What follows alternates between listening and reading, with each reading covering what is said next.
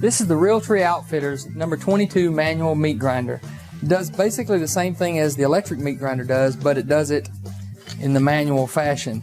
This design has been around for years, so if it ain't broke, don't fix it. Weston's just improved upon it. It's real simple. It just has a few parts. It comes with 2 different size plates.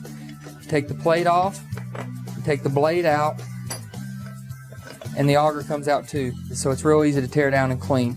It also comes with an optional sausage stuffer right here that's real easy to assemble too. So when you put it back together, everything's indexed real easy so that everything lines up perfectly. Screw it back on, just snug it, put the handle back on.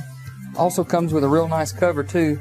So now we got this big hopper, and we're gonna load it up with meat, and it'll crank out about 3 to 4 pounds of ground in a minute. Or if you're like Carl Lewis, you can really get going fast and you can crank it out.